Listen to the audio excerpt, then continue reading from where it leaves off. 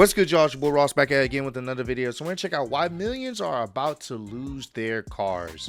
I wanted to check this out because if you guys haven't realized, when it comes to how the economy is, especially in the United States, and when it comes to people owning cars, it's been pretty tough these past few years for people to maintain their car payments and have their cars without them getting repossessed by the banks, because they're charging crazy amounts per month to own a car that a lot of people are not able to maintain, considering how the economy is, how, you know, people are getting laid off exponentially in some of these companies, or the cost of living is just so expensive. Even just to buy groceries cuts into a lot of people's funds to be able to actually maintain their car, to keep their, you know, their monthly payments. It's really unfortunate. And that's why the car market is the way it is right now. So many people are forced to give their cars back up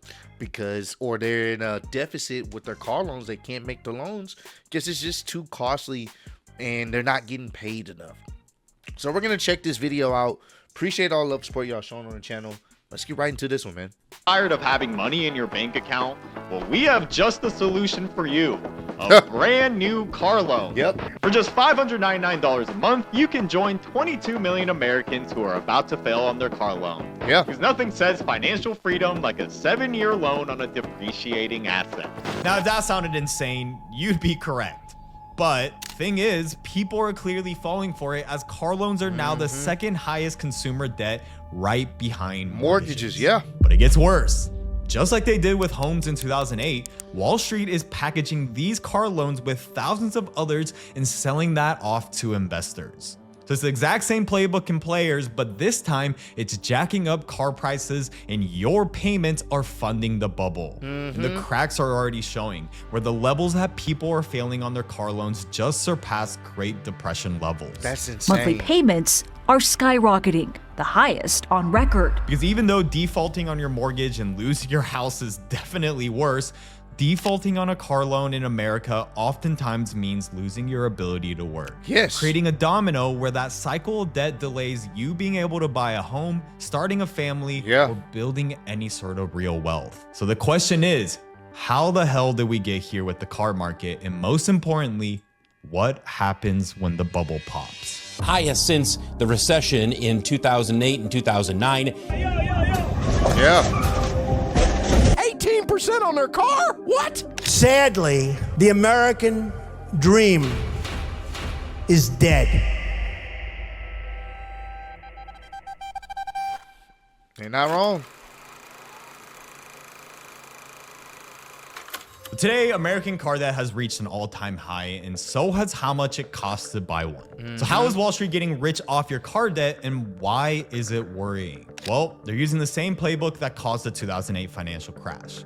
But to really understand how car debt has become a $150 billion industry, first we need to figure out how it all works. Well, the first thing that you need to understand is that banks hate money that just sits. Because let's say they give you $10,000 for your car. If it sits, they can't give that money to someone else. They have to wait years until you pay it all back. And this is where auto-backed securities come into play. Instead of your debt just collecting dust on the balance sheet, the banks will take your car loan, bundle it together with hundreds of other similar loans, then sell them to investors as securities. For banks, this is a win-win. They get their money back right away, and they push the risk of defaults onto investors. And the result? Banks and other lenders are incentivized to hand out more and more loans without caring if people can actually pay them back. And this all works because, unlike houses, cars aren't considered like a groundbreaking, life-changing purchase, at least for Wall Street. It's sort of like student loans in the sense that basically everyone can get approved for a car loan to the point where you don't even have to show proof of income. Like, oh, you have sub 500 credit and you've been unemployed for the last 6 months? Yeah, for sure. Just sign right here and you can get your Hellcat with 35% interest. And so it's no surprise that these sorts of risky loans now make up 17%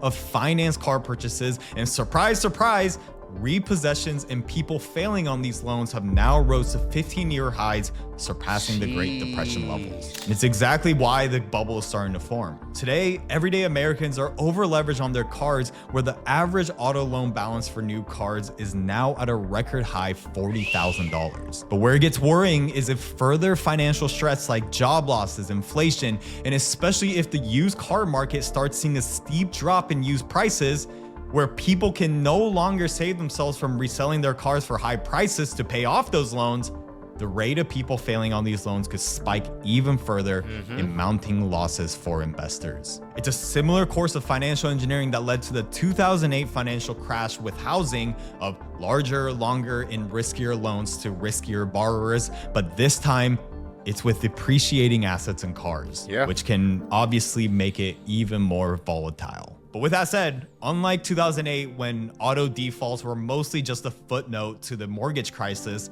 now auto debt balances are much larger with car prices shooting up. And models that are going for more than 100K. But the sort of good news is that the share of these risky auto loans is still lower rates than what we saw in 2008. And thankfully, solid borrowers are actually doing just fine and not failing on their auto loans. So at least for now, this sort of risk of collapse is limited. Sort of. Because just like with the car market, the biggest challenge is more so accessibility. People want reliable, transparent ways to participate, whether it's with their vehicle or their money. And that's exactly where today's sponsor, 21 Shares, comes in. They're the world's first and one of the largest issuers. Because as tempting as it is to blame everything on Wall Street's moral bankruptcy, that's only a part of the story. Because the truth is, the debt trap runs much deeper. It's baked into the very design of America itself. Like I always say, if you want to make real money, you have to create a problem and then offer the solution. Yep, pretty much. Pretty much. It is a system where you are incentivized to be in debt. Think about that. You won't get approved for certain things unless you can prove that you've paid off other people's loans or other loans that you've applied for on time every time. You have to be in debt essentially to build up your credit score. Think about that. That's literally what it is. You have to be in debt to build up your credit score. If you don't really have any debt, then people are going to be less likely to give you a loan. That's how it is. It's crazy when you think about it. And to really understand the bubble that's forming today, you have to understand how America became a country designed for car ownership, or rather car dependency. For the longest time, car ownership was advertised not only as a symbol of status, but of freedom. Take a look at the new Ford for 1950. It's 50 ways new. But it wasn't always like this. Believe it or not, the early 20th century, a number of American cities had similar infrastructure to that of European cities, with buses, trams, and cable cars. And with that, it also made it so grocery stores, schools, post offices, and other amenities were located within a walking distance from wherever you lived. That slowly began to change around the middle of the last century, and it wasn't the free market economy that led to this. It was lobbying. Enter the Federal Aid Highway Act of 1956, a law that essentially locked the U.S. into the modern serfdom. In this century, America has become a nation on wheels. Signed into law by President Dwight D. Eisenhower, it authorized the construction of 41,000 miles of interstate highways, the largest public works project in U.S. history at the time, costing the taxpayers $25 billion to fund it. And interestingly, Eisenhower's thought process was actually inspired by Europe, the German Autobahn system, as he saw highways were essential for moving troops and supplies in case of war. So it came from good intentions, but like any other government project, it has some undesired consequences. As you can imagine, this was a massive construction project, which meant tearing down the existing infrastructure. If you live in America, you can see that highways often cut through entire city neighborhoods, often minority or low-income communities, completely demolishing homes and businesses.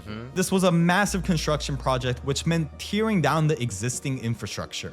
To build these highways, this meant cutting through entire city neighborhoods, often minority or low-income communities, and completely demolishing homes and businesses. Yeah. And building these highways meant neglecting or completely dismantling existing public transport in favor of car and oil lobbies. In the early 20th century, streetcars were actually everywhere in US cities, and they were cheap, frequent, and powered by electricity. But during the 40s and 50s, a group of companies like General Motors bought up the entire streetcar systems across dozens of US cities. They then ripped out the streetcars and replaced them with buses powered by, you guessed it, GM Motors. And when you really think about it, it's all for them to gain a new leverage in creating vehicles powered by these, GM, and it works. If you take away these trolleys, you have these buses, and then you start selling these cars, people they're gonna have to find a way to get around. If there's no more trolleys, or if they don't feel like wanting to use a bus, hey, let me get my own personal vehicle for my own personal freedom. That was the idea that they were selling. Freedom to go wherever you want. You're the driver. You can go wherever you want to go, whenever you want to go. There is no set time. You have the freedom of the open road. In 1947, GM and its partners were actually indicted for conspiring to monopolize public transit. Wow. And in 1949, they received a massive fine of, wait for it, $5,000. What? And all the individual executives involved were fined $1 each. What? That's not all. Even things like jaywalking was something automakers lobbied as early as the 20s to criminalize pedestrians, to normalize the idea that streets are for cars, not people. Wow. And as we're seeing the effects today, it was in the 80s. And I didn't even know that. That's crazy. That's where jaywalking came from? Nah. Man, we want you to, no. We want you to walk on the sidewalk. Walk on the sidewalk if you too broke to want to pay for a vehicle. Leave the streets for the cars, for the real Americans that got the money for it. That's crazy, bro.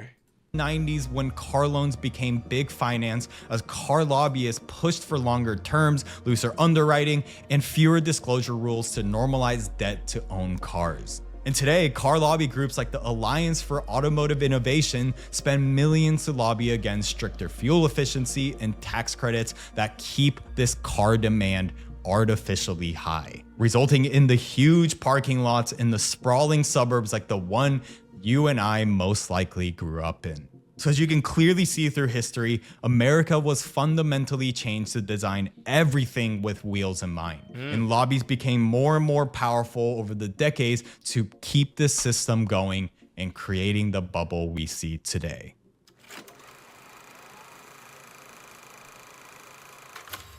But now the car industry is facing a major challenge, because in order to keep this bubble going, car makers obviously need people to keep buying cars. Yeah. But with rising prices and debt, people are simply not buying enough cars for their liking. So now car companies are pivoting to a new, almost dystopian business model that would have probably been considered insane just 10 years ago. But it might not be producing the effects that they were looking for. Historically, Americans were buying new cars every 5 years or so. The thing is, modern cars are actually much better and more durable than ever, so most people don't need or want to upgrade their ride as often. In fact, an average car on the US road today is almost 13 years old, the oldest that it's ever been. So these car makers are stuck between a rock and a hard place. They have to make durable quality cars so you can keep up with competition and people buy them, but this means fewer annual sales for their new cars. And so to make up that difference, one strategy that they came up with recently is to simply make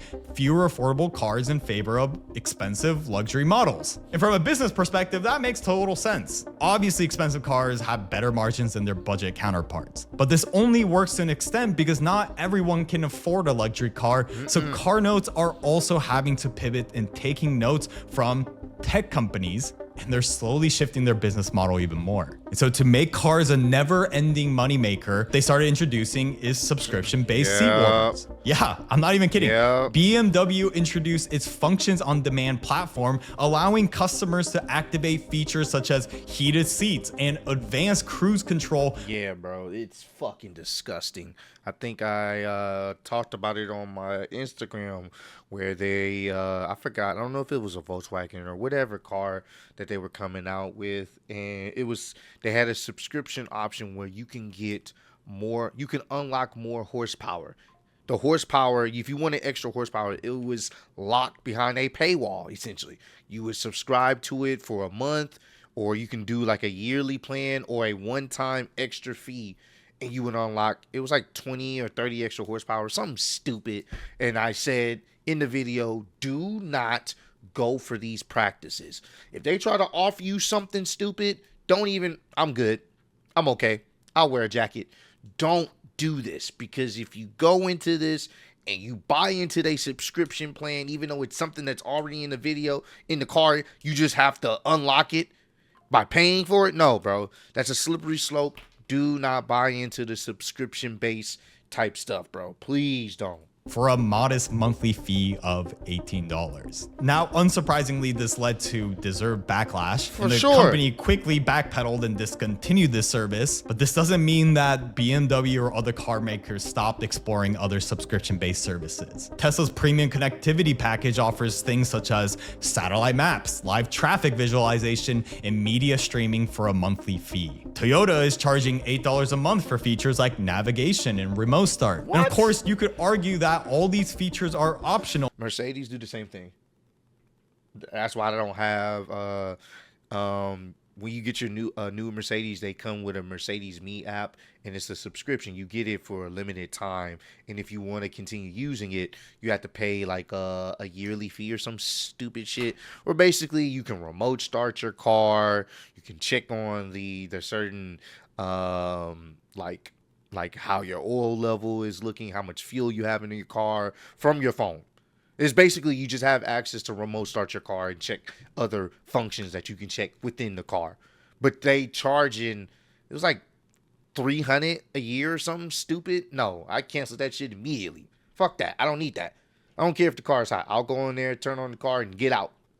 Wait for it to cool off. I don't care. It ain't that serious to me. And fair enough. But what's worrying about this is this never-ending subscription trend where things are just getting more expensive while you're getting less. So something like car ownership that was for years marketed as the sign of freedom is increasingly becoming a form of digital landlordism in a country where you literally need a car to do anything. And what's the most worrying is that young people are the most affected by this. Nobody will even give me an interview. I'm Caitlin. I'm a university graduate and I applied to 647 roles before I got one. Gen Z are already struggling with not being able to find jobs, and combine that with higher sticker prices, rising insurance, and steeper loan interest rates. And it's no wonder that auto loan delinquencies are highest amongst this population, while older, wealthier folks now account for an all-time high of nearly half of all new car purchases. Wow. So when we consider all this, you can start seeing why for a lot of people, their only solution becomes taking on more debt. And it's exactly how this environment keeps growing this bubble that's forming. But as everything continues to rise, so will the default rates. And this is where we really start seeing the outlines of a much bigger problem.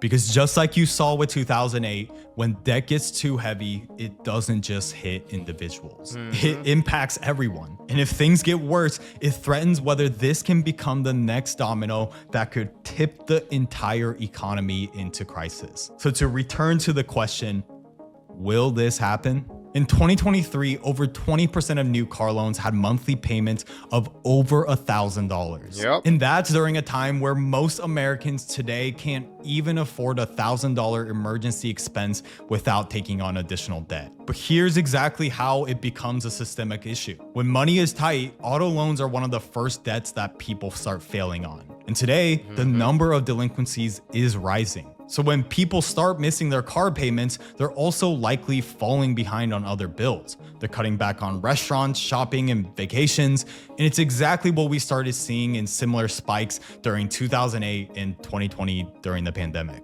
And I'm not sure if you know this, but consumer spending literally holds the American economy up. Yeah. It makes 2/3 of the US economy. Consumer spending accounts for nearly 70% of economic activity in the United States. So if consumption really starts getting impacted, it's easy to see how this all impacts the economy at large. And if it really gets bad to a point where literally no one is buying cars, what happens? Well, there's good and bad news depending on what side you're on. Just like we saw in 2008, if the market crashes, regulators can't step in to rescue US car companies. And that's exactly what happened. The Federal Reserve stepped in, securing an $80 billion bailout to keep these companies afloat. And the reasoning was simple. Letting these companies fail would lead to the loss of 3 million jobs, which would be even more devastating to the economy. But what this precedent created that we're still seeing today is that these safety nets change incentives to reward risky behavior. Put it this way. Let's say you go to a casino and play any game you wanted. Craps, roulette, slots, blackjack, you take your pick. And if you win, you get to keep it. But let's say if you lose, the owner of the casino will make it up to you. So if that's an incentive structure at play, what would you do? What you would do is to make as many bets on the riskiest games possible, like a roulette wheel, and you'll do it without thought so you can get the biggest potential upside. And that's exactly the dynamic that we're seeing at play with the big three Detroit car companies, GM, Ford, and Chrysler. It's an environment that allows them to take risky strategies like raising prices and implementing subscriptions, because if it pays off, shareholders win, but even if it all blows up, they'll still get a bailout. Yeah, because in a country where people need cars to do anything, just like the banks, these car companies are deemed too big to fail. And if it all goes crashing down, you're going to be the one that's forced to save them with your tax dollars. Yep. So with that, am I saying that car debt is going to cause a 2008 level recession? No. Car loans are a massive industry, but in terms of the asset sides, it's nothing compared to the real estate market. But as prices keep rising and car delinquencies rise, it is a signal that households are stretched to the breaking point in a country where you need a car. But there is a silver lining. For decades, we've been sold the story of cars being an essential part of the American dream. But that dream is dying, and more young people are waking up to the reality. For many, car ownership isn't freedom anymore. But freedom is being redefined as being able to live in a walkable neighborhood with everything steps away, or just opting out of car culture entirely. But as it stands now, that's a luxury for a select few. And I know because I don't have a car. I have a job where I can do from anywhere and live in a neighborhood where I can walk anywhere. And seriously, it's thanks to all your guys' support. Anyways, hopefully that didn't sound like I was bragging, but if you want me to go even deeper into this topic, I will be writing about it next week in my free weekly newsletter in the video description. Nah, this was actually pretty dope and informative, bro. I'm gonna go ahead and give this a like. Make sure y'all check out Jin. This was actually pretty informative, and it's unfortunate, but that's the world we live in. The world we live in right now, where you need essentially a car or some type of transportation to get to point A, point B. Yes, there is public transportation, and some people have to do what they have to do, but it is more convenient for you to be able to get certain jobs because you can drive there, you can get there. So, hey, comment down below. Let me know some other car related videos y'all want me to check out. I definitely will. I appreciate all love support. Road to 20K. I'll see you on the next one. Peace.